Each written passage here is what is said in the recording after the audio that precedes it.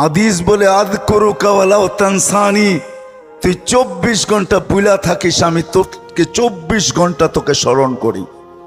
লা তাখুযুহু সিনাতু ওয়ালা নাওম, তোদের দিকে তাকায় আমি ঘুমাইতে পারি না, আমার ঘুমের ভাবও আসে না, কেননা আমি ঘুমাইলে তোরা ঘুমাবি, তো ঘুমাবি কি করে? আল্লাহ কি ঘুমায় নাকি? না আল্লাহর কি বলে তন্দ্রা আসে না? কেন? তাহলে সৃষ্টি ঘুমাবে কি করে?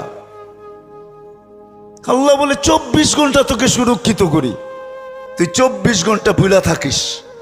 আস্তুরুকা ওয়ালাউ তাকশানি, 24 ঘন্টা তোর সাথে আমি লুকোচুরি খেলি, তুই গুনাহ করিস আমি কাউকে জানতে দিই না। আমাদের সমাজে কি গুনাহ না হয় বলেন? কোন গুনাহটা আমাদের সমাজে না হয়? আল্লাহ বলে আমি কাউকে জানতে দিই না, নাইলে আমি ধুলিস্যাৎ করে দিতে পারি। লাউ কাশাফতু সিররাকা লাসাব্বাকান নাস, এক হাদিসের শেষ অংশ বললাম।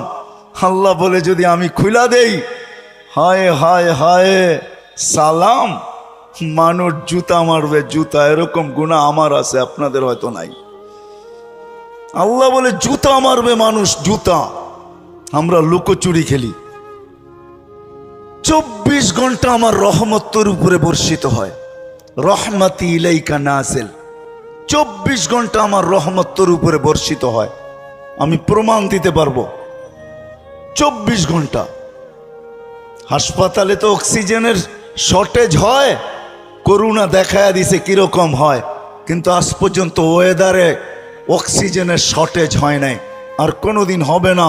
আল্লাহ বলে 800 কোটি মানুষ ডেলি 550 লিটার করে তোমরা পার হেড অক্সিজেন নাও, আজ পর্যন্ত আমার ওয়েদারে অক্সিজেনের শর্টেজ হয় নাই।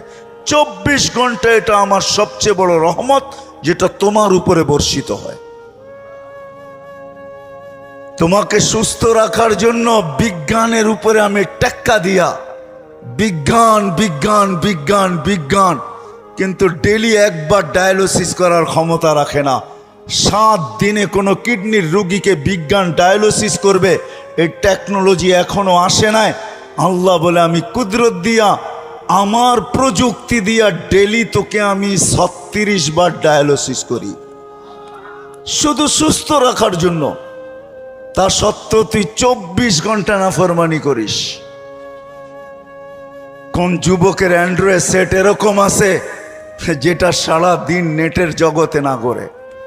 রাগ হয়েও না, পায়ে হাত রাখি।